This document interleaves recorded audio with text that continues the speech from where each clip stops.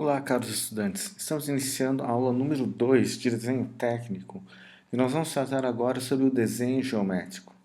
Bom, antes de falarmos do desenho geométrico propriamente dito, nós precisamos rever alguns conceitos de geometria. Nós temos três entes geométricos, que são ponto, linha e plano. Esses entes geométricos, eles não têm uma definição, mas são conceitos primitivos, ou seja, como que eu posso definir o que é um ponto? Uma definição aproximada seria o quê? Graficamente, é o sinal que é feito com a ponta do lápis no papel. Mas quando a gente começa a olhar microscopicamente, a gente percebe que um ponto não é tão ponto assim. Da mesma forma, o que é uma linha? É um deslocamento do ponto no espaço.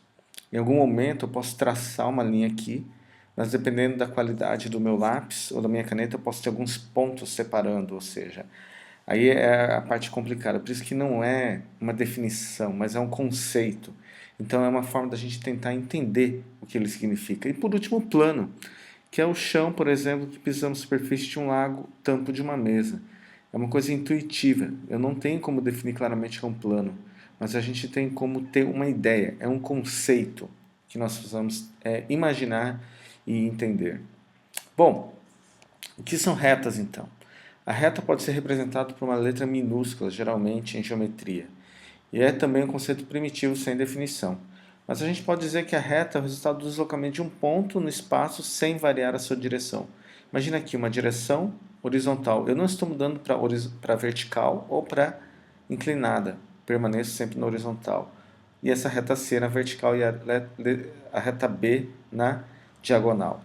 Então, só para a gente ter uma ideia, não estamos tendo o quê? Variação na sua direção. Bom, por um ponto passam-se infinitas retas, mas por dois pontos passam-se somente uma reta. Essa é uma definição clara. Pessoal, de vez em quando vocês vão ouvir esses ruídos, né? Estou gravando em casa, né? Espero que compreendam e não atrapalhem a aula. Bom, por uma reta também temos uma outra definição aqui. Por uma reta passam-se infinitos planos, como nessa imagem aqui.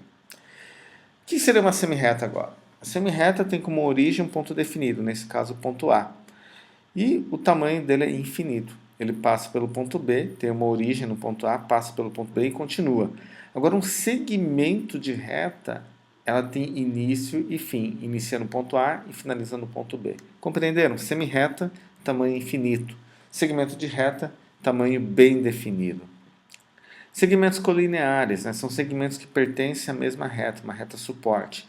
Ou seja, ela tem o quê? Ela tem dimensões definidas. Voltando aqui, segmento de reta, dimensões bem definidas. Segmentos colineares têm a mesma direção, só que o que acontece? Eles têm também tamanho bem definido. Agora, um segmento consecutivo tem o quê? Segmento cujas extremidades se coincidem e não precisam ser o quê? Na mesma direção. Não precisam pertencerem à mesma reta. Mas percebam que o que acontece aqui? As minhas extremidades se coincidem. Bom, retas coplanares são retas que pertencem ao mesmo plano. Okay? Tem um plano aqui, essas retas são contidas no mesmo plano. Imagina se eu pegasse dois lápis falando que são retas e colocasse sobre uma mesa. Então essa mesa seria o plano que pertencem a esses dois lápis. No caso, dois segmentos de retas ou duas retas. Ok? Nesse caso, preciso falar que é infinito ou não? Bom, se o plano for infinito, as retas também podem ser infinitas, correto? Então elas pertencem ao mesmo plano. Retas concorrentes são retas coplanares que concorrem entre si, ou seja, cruzam-se em um ponto comum. Igual aqui, ó. São retas que pertencem ao mesmo plano, mas em alguns pontos elas se coincidem, retas concorrentes. Bom, reta horizontal, reta oblíqua ou inclinada e reta vertical. A gente está falando desses termos que são tão óbvios, mas é importante a gente estar bem claro, porque vira e mexe a gente vai falar sobre isso. Olha, uma reta inclinada, oblíqua, vertical, horizontal, ok?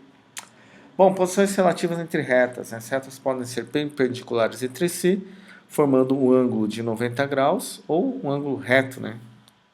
Também é a mesma definição. Ângulo reto, ângulo de 90 graus é a mesma coisa. Temos também retas paralelas, que são retas que têm uma distância constante entre si e elas nunca irão se cruzar, ok?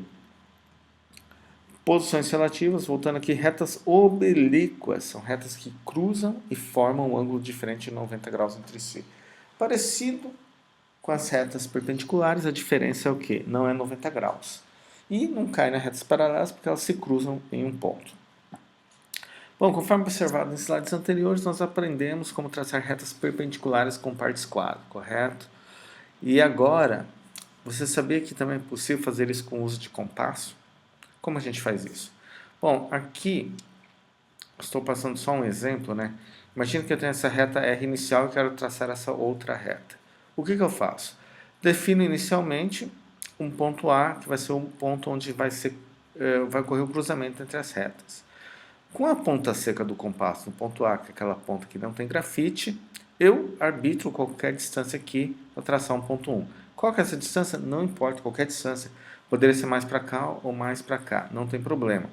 Feito isso aqui, eu traço para esse lado a mesma distância. Então, esse ponto 1 e o ponto 2 têm a mesma distância a partir do ponto A, correto? E aí, com a ponta seca no compasso, no ponto 1, eu determino um arco de circunferência que esteja o quê? Além do ponto A, aqui, tá? E passo para cá. Faço com essa mesma distância, eu pego a ponta seca do compasso que estava no ponto 1, passo para o ponto 2 e traço para cá. Repare que aonde eu coincidir, vou ter o ponto 3. E esse ponto 3, se eu unir no ponto A, vai me dar o quê? Uma reta exatamente perpendicular. Entenderam? Tente fazer isso sozinho, não é tão complicado. As instruções estão nesse quadro verde. Bom, tem outras formas de construir também um ponto perpendicular. Nesse caso, né, eu não tenho um ponto definido aqui na reta horizontal, mas eu tenho um ponto B por onde eu quero que passe essa reta perpendicular. Então, o que eu faço? Ponta seca do compasso no ponto B, traço um arco de circunferência, né, passando, obviamente, né, pela reta horizontal. Então, eu vou ter um ponto coincidente aqui, 1, e o ponto 2 aqui. E aí eu faço a mesma coisa, pessoal. Pego o compasso no ponto 1, pode ser a partir do ponto 2, traço para cá. Ponto 2, ponto 1, traço para cá, cruzei aqui, ponto 3. Ah, pode ser menor? Pode, não tem problema. A questão é que vai ser o quê? Alterar o posicionamento desse cruzamento, não tem problema nenhum. E onde eu cruzo com o ponto 3, eu uno com o ponto B, e essa reta vai ser o quê? Perpendicular. Repare que a diferença com o exemplo anterior é o quê? Aqui eu tenho um ponto fora da minha reta pela qual eu quero que passe uma reta perpendicular. Lá não. Eu tinha um ponto A que era parte da reta horizontal que eu queria que passasse a reta perpendicular. Tente sozinho fazer isso. Qualquer coisa, explicações aqui no quadro roxo. Bom, ao lado nós temos um outro método para traçar uma reta perpendicular a uma outra reta. Não vou explicar como se faz isso. Mas repare nisso. Tente entender, olha, alguma coisa foi traçada aqui, depois foi traçada aqui, blá blá blá. Bom, não vou entrar em detalhes. Mas tente descobrir como a gente consegue fazer isso. Tudo bem? Bom, aqui é o caso da gente traçar retas paralelas entre si, tá? E aqui também não vou explicar muito bem, mas repare o seguinte, olha. Qual que é o princípio? Eu tenho uma reta horizontal, eu vou traçar essa aqui que é paralela. Traço uma perpendicular, depois traço uma outra perpendicular para cá. Repararam? 90 a 90 vai me dar o quê? 180, que vai dar o quê? Paralela a esse camarada aqui. Entenderam? É só usar conceitos que a gente aprendeu anteriormente de retas perpendiculares. Tudo bem? Bom, conceito de ângulos também é importante no desenho geométrico, porque vira e mexe a gente vai ficar falando, ah, esse aqui é um ângulo reto. O que é um ângulo reto? Aquilo que nós falamos anteriormente. É um ângulo cuja abertura é igual a 90 graus. E o que seria um ângulo agudo? Abertura menor que 90 graus. E para uma abertura maior que 90 graus? Vocês se lembram? É o ângulo obtuso. Não se preocupem em decorar esse tipo de conceito, tá? Não será cobrado as classificações dos ângulos. Mas é mais importante para a gente ter um conhecimento e se acostumar. Porque vira e mexe a gente vai falar, ah, o ângulo reto, ângulo agudo, ângulo obtuso. Pode ser que ocorra da gente falar desse tipo de ângulo, tudo bem? Então, conhecimento nunca é demais. É sempre bom a gente absorver. Bom, ângulo raso, uma abertura maior que 90 graus, tá? Ângulo pleno, abertura igual a 360. Repare que eu dei uma volta completa aqui. Tudo bem? Opa, desculpa, celular tocando. Voltando à aula. Ângulo nulo, abertura igual a 0 graus. Tá? Nós temos também os ângulos congruentes. São ângulos que têm o mesmo valor de abertura. Tá? Ângulos congruentes, mesmo valor de abertura. Ângulo convexo, abertura maior que 90, mas é menor que 180. Já o côncavo, maior que 180, mas é menor que 360 graus. Tudo bem? Bom, outro ponto importante sobre os ângulos é em relação à posição relativa entre eles. Né? Por exemplo, aqui eu tenho ângulos consecutivos, tá? Onde eu tenho o quê? Um vértice e um dos lados comum entre eles, que é esse lado aqui. Ó. Ele é comum tanto para o vermelho como para o verde. Repararam? Ângulos adjacentes, o que eu tenho em comum é o quê? Não tem nenhum ponto interno em comum, mas um dos lados é comum. É como se eles somassem entre si. Percebe? Aqui eles estão partindo do mesmo lado. Aqui eu termino num lado e depois recomeço no outro lado, um outro ângulo. Opostos pelo vértice, eles são congruentes, ou seja, são iguais entre si, mas são opostos pelo vértice. Ângulos complementares, a soma deles é 90 graus. E os suplementares? Soma deles é igual a 180 graus. Tudo bem? Outro importante conceito, na verdade não é bem conceito, mas uma outra forma importante da gente treinar o uso de compasso é na construção de triângulos. E os triângulos são classificados em 3 tipos. Não sei se você se lembra, nós temos o triângulo equilátero, onde todos os seus lados são iguais. E o triângulo isósceles, cujos 2 lados deles são iguais e um é diferente.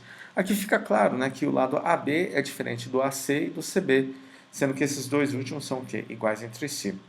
Olha que coisa interessante. Estão reparando que está sendo utilizado o compasso para desenhar esses triângulos? Como se desenha esses triângulos, né? Daqui a pouco a gente vai aprender. Bom, observe que para os 3 triângulos, aqui é o escaleno, né, onde nós temos todos os lados diferentes, a gente tem essas marcas de arcos de circunferência que são criadas pelo compasso.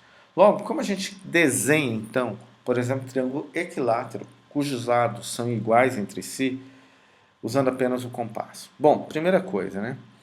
Eu tenho que traçar um segmento de reto que vai ser o primeiro lado do meu triângulo. Agora, como que eu vou traçar esses 2 outros lados? Pessoal, é simples. Ponta seca do compasso no ponto A, grafite no ponto B, traça a circunferência aqui, ó, arco de circunferência. Mesma coisa, ponta seca do compasso em B, em A, traça aqui. E aí, o ponto de intersecção eu uno. Pessoal, por que isso é simples? Repara o seguinte, quando eu traço daqui para cá, é um raio de circunferência, certo? É um arco de circunferência. Olha, aqui é o raio da circunferência, e aqui vai ser o mesmo raio. E a mesma coisa eu faço aqui, olha, isso aqui é um raio, e aqui é outro raio.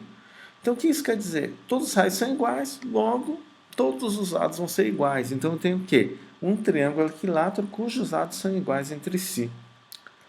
Vamos tentar fazer um triângulo isósceles. Qual que é o princípio? Bom, a partir de um segmento de reta AB, eu tenho que definir o tamanho do triângulo. Eu vou traçar aqui, pegar uma régua, medir a abertura aqui. Peraí, mas como que eu faço isso? Vamos avançar slide, depois a gente volta.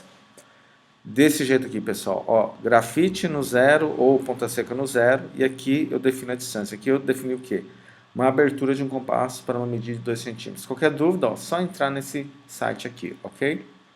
Bom, feito isso aqui, vamos supor, eu tenho segmento AB e o AC vai ser maior que o AB, 5 centímetros.